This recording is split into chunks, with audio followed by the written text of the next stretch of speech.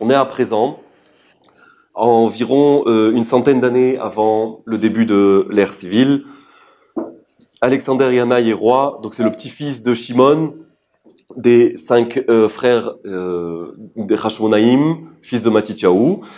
Et avec la montée en puissance des Romains à travers le monde, leur présence se fait de plus en plus sentir en Eretz Israël. Et lorsque, juste avant sa mort, Alexander Yanaï appelle sa femme qui lui demande comment elle va assurer donc la continuité du royaume après. Et la Gemara, dans Sota, Daf Chavbet 22b, ramène une discussion entre Alexander Yanaï et sa femme. Et il dit à sa femme la chose suivante. Il lui dit, écoute, les tzdukim, t'inquiète pas, c'est mes amis, puisque lui-même c'était un tzduki, sadducéen, les sadducéens. Et il a dit, les prochim aussi, tu n'as pas à t'en inquiéter, c'est des tzadikim. Et toi-même, tu fais partie des prochim, puisque ton frère il fait partie d'eux aussi. Ceux de qui tu dois te méfier, c'est les hypocrites au milieu. Et il donne une phrase ici qui devient connue dans le peuple juif. Osima c'est Zimri, umvakshim srar kepinchas. Ceux qui agissent comme Zimri, vous connaissez tous l'histoire dans le Sefer de Bamidbar, où Zimri ben Salou défie Moshe Rabbeinu, et donc Pinchas le tue. Donc il dit, fais attention aux gens qui sont hypocrites, qui agissent comme Zimri et qui demandent une récompense, qui demandent un honneur, explique Rashi, demande d'être respecté comme Pinchas. C'est de eux que tu dois te soucier.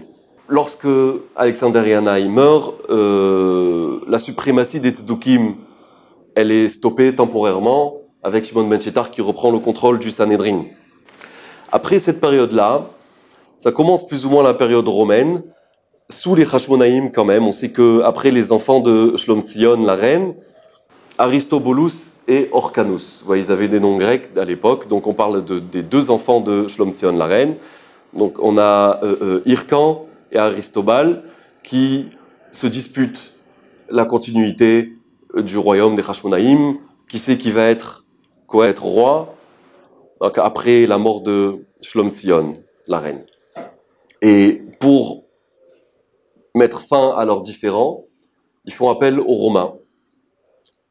Les Romains qui sont que trop contents d'agir en Judée, en Israël, de rentrer dans la direction ici.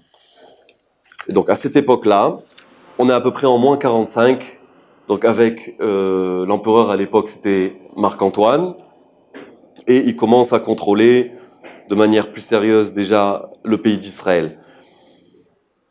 Une des choses pour lesquelles les Hashmonaïm ont été critiqués par les Rabbanim, c'était la conversion de force des Iduméens, les Édomaïm. Il y avait au sud une tribu qui habitait dans le sud d'Eretz Israël qui s'appelait les Édomim, les Iduméens.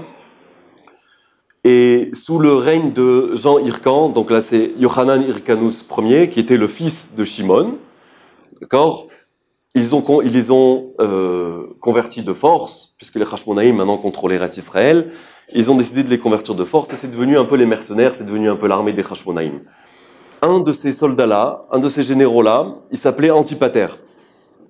Et lui, il a eu un fils qui s'appelait Hérode. Ordus dans le langage de la Gemara, Hérode Ier le Grand. Et lui, il règne sur Eretz Israël. Il commence d'abord comme percepteur d'impôts dans la Galilée. Et il règne finalement sur Eretz Israël en à peu près moins 33. Lui, il est éduqué à Rome. D'ailleurs, il avait quelques amis haut placés là-bas. Et petit à petit, donc, il termine par prendre le contrôle complet d'Eretz Israël. C'était un roi assez spécial. Il a laissé une grande trace dans l'histoire. Or, il était mégalomane, paranoïaque, meurtrier, et c'est aussi un incroyable bâtisseur. D'ailleurs, certains attribuent sa paranoïa à une maladie mentale. C'est un roi extrêmement puissant qui a tout l'appui de Rome. En fait, c'est une marionnette de Rome à peu près. On sait que c'est lui qui a donc agrandi le Beth Amikdash.